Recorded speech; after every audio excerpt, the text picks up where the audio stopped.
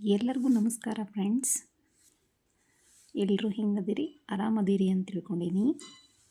ನಾವು ಕೂಡ ಚೆನ್ನಾಗಿದ್ದೀವಿ.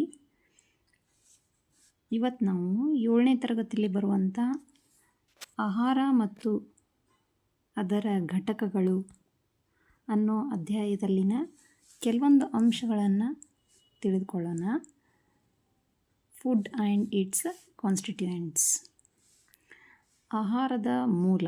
ನಮ್ಗೆ ಆಹಾರ ಎಲ್ಲಿಂದ ದೊರೆಯುತ್ತೆ? ಮೂಲ ಅಂತಂದರೆ ಪ್ರಾಣಿಗಳಿಂದ ಆದರೂ ಆಗಿರ್ಬೋದು ಅಥವಾ ಸಸ್ಯಗಳಿಂದ ನಮಗೇನಾಗುತ್ತೆ ಆಹಾರ ದೊರೆಯುತ್ತೆ. ಅದರಲ್ಲಿ ಪ್ರಮುಖವಾಗಿ ಸಂತುಲಿತ ಆಹಾರ, ಬ್ಯಾಲೆನ್ಸ್ಡ್ ಡಯಟ್.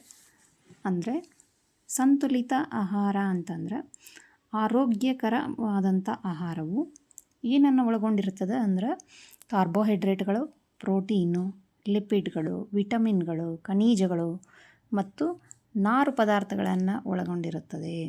ನಮಗೆ ಅಗತ್ಯವಿರುವಂಥ ಈ ಎಲ್ಲ ಪೋಷಕಗಳನ್ನು, ನ್ಯೂಟ್ರಿಯೆಂಟ್ಸ್ಗಳನ್ನು ಒಂದು ನಿರ್ದಿಷ್ಟ ಪ್ರಮಾಣದಲ್ಲಿ ಹೊಂದಿರುವಂತಹ ಆಹಾರವನ್ನು ಏನು ಸಂತುಲಿತ ಆಹಾರ ಅಥವಾ ಬ್ಯಾಲೆನ್ಸ್ಡ್ ಡಯಟ್ ಅಂತ ಕರಿತೀವಿ.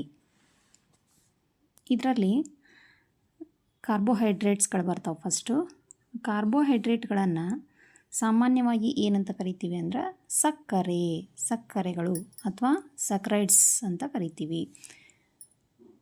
ಅಂದರೆ ಈ ಕಾರ್ಬೋಹೈಡ್ರೇಟ್ಗಳು ಏನನ್ನು ಒಳಗೊಂಡಿರ್ತವೆ ಅಂತಂದ್ರೆ ಕಾರ್ಬನ್, ಹೈಡ್ರೋಜನ್ ಮತ್ತು ಆಕ್ಸಿಜನ್ಗಳಿಂದ ಕೂಡಿರ್ತವೆ.